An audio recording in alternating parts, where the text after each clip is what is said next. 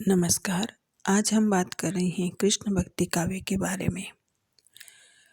सगुण भक्ति काव्य धारा को दो भागों में विभाजित किया जाता है, कृष्ण भक्ति काव्य और राम भक्ति काव्य। आज का हमारा विषय है कृष्ण भक्ति काव्य। कृष्ण भक्ति जो काव्य है, इसका प्रेरणा स्रोत भागवत पुराण में मिलता है। भागवत पुराण में इसका बीज दिखाई देता है। इसमें कृष्ण की बाल और किशोर वय की लीलाओं का मार्मिक चित्रण किया गया है। कृष्ण और गोपियों के प्रेम रासलीला का भी बहुत ही मनोहारी चित्रण मिलता है। जो भक्ति आंदोलन चला मध्यकाल में, उस दौरान कृष्ण लीलाओं के गान की ओर कि कृष्ण लीलाओं का गायन किया जाना है, कृष्ण लीलाओं के गान की ओर कवियों को प्रेरित करने वाले वल्लभाचार्य थे। वल्लभाचार्य ने शुद्धाद्वैतवाद सिद्धांत का प्रवर्तन किया और कृष्ण लीलाओं के गान पर बल दिया। प्रमुख कृष्ण भक्त कवि सूरदास वल्लभाचार्य के शिष्य थे। वल्लभाचार्य ने भक्ति के जिस सिद्धांत को प्रस्तुत किया उसे पुष्टि मार्ग कहा जाता है। पुष्टि का अर्थ है ईश्वर की कृपा, अनुग्रह। ईश्वर की कृपा अनुग्रह को ही पुष्टि कहते हैं। पुष्टि मार्ग की जो भक्ति है वह रागानुगा भक्ति है। जब हमने सगुण भक्ति काव्य की विशेषताओं की बात की थी तो उसमें दो प्रकार की भक्ति की बात की थी, रागानुगा भक्ति और वैधि भक्ति। रागानुगा भक्ति में केवल ईश्वर की कृपा, ईश्वर से प्रेम, इसी पर बल दिया जाता है। और जो वैधि भक्ति है उसमें विधि निषेधों का, नियमों का पालन किया जाता है। तुलसीदास की भक्ति हमने वेदी प्रकार की भक्ति बताई थी और सूरदास इत्यादि जो कृष्ण भक्त कवि है, इनकी भक्ति रागानुगा भक्ति है और यह रागानुगा भक्ति पुष्टि मार्ग की ही भक्ति है। तो इस भक्ति में, रागानुगा भक्ति में किसी प्रकार के नियमों के पालन की, विधि निषेधों की बात नहीं की जाती, उनकी आवश्यकता नहीं की रहती। इसमें केवल ईश्वर की कृपा ही प्रमुख होती है। वल्लभाचार्य के अनुसार कृष्ण ही सत्य, चित्त और आनंद स्वरूप तथा परब्रह्म है। रागानुगा भक्ति में पुष्टि मार्गी कवियों ने, भक्तों ने ईश्वर को ही सर्वस्व माना है। पर वे ही परम ब्रह्म हैं, वे ही सच्चित और आनंद स्वरूप है और कृष्ण की लीलाओं का गान ही प्रमुख रूप से इसमें किया जाता है। उनके रूप सौंदर्य का वर्णन, उनकी लीलाओं का ध्यान, स्मरण और कीर्तन, इन पर बल दिया गया है। जो कृष्ण भक्त कवि हैं, इन्होंने कृष्ण की लीलाओं का जो गान किया है, कृष्ण की लीलाओं का जो वर्णन किया है, वह उन्होंने सख्य भाव से किया है। अर्थात कृष्ण को, ईश्वर को उन्होंने अपना सखा माना है, मित्र माना है, अपना बंधु माना है। तो इस कारण उन्होंने जो लीला का वर्णन किया है, कृष्ण की लीलाओं का जो चित्रण किया है, उस वर्णन में अधिक सौंदर्य आ गया है और स्वाभाविकता आ गई है। वल्लभाचार्य के बाद में उनके मत को आगे बढ़ाया उनके पुत्र गोस्वामी विट्ठलनाथ ने।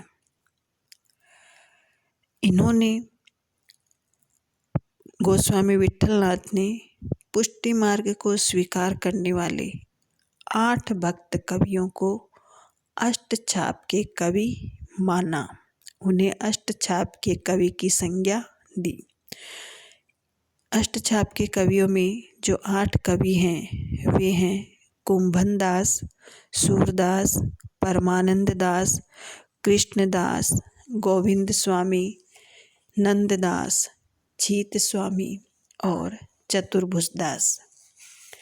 इसमें जो पहले 4 कवि हैं, कुंभनदास से लेकर के कृष्णदास तक, ये चारों तो वल्लभाचार्य के शिष्य थे। और बाद के जो 4 हैं, गोविंद स्वामी से लेकर के चतुर्भुजदास तक, ये चारों विट्ठलनाथ के शिष्य थे।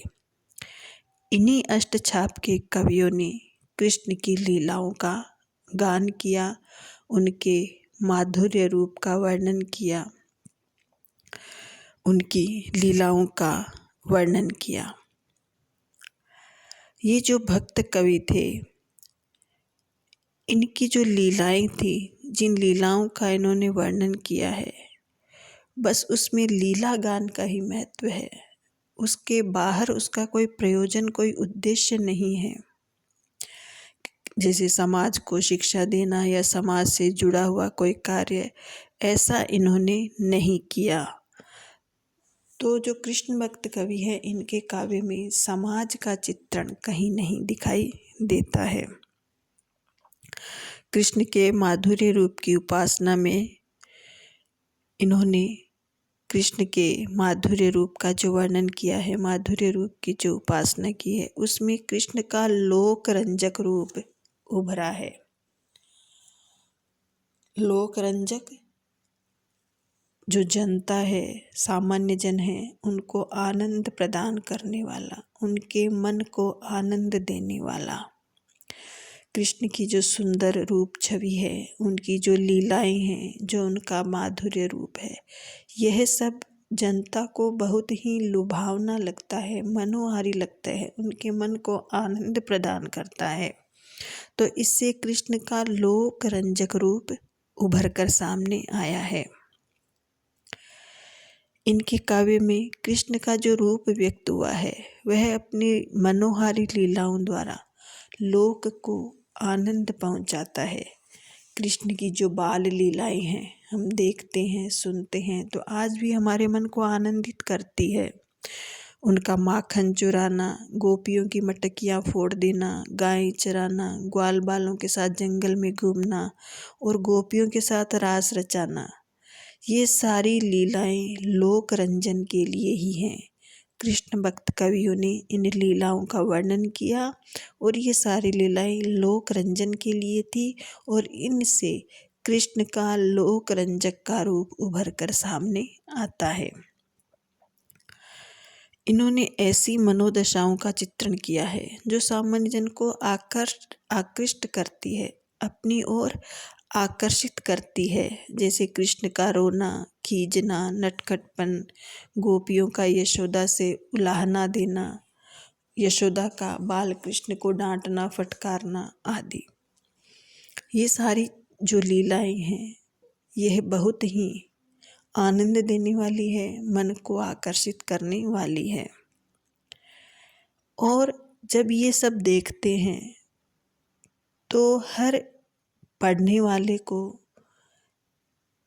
सुनने वाले को इनमें स्वाभाविकता और सहजता दिखाई देती है, क्योंकि वे अपने आसपास ऐसी लीलाएं देखते हैं। हर बालक में कृष्ण की ये लीलाएं दिखाई देती है, तो इन लीलाओं के चित्रण में बहुत ही स्वाभाविकता और सहजता के दर्शन होते हैं। कृष्ण भक्ति काव्य के माध्यम से श्रृंगार का भी चित्रण हुआ है और विशेष रूप से विरह का। श्रृंगार के 2 पक्ष होते हैं, संयोग श्रृंगार, वियोग श्रृंगार, विरह श्रृंगार भी कह सकते हैं।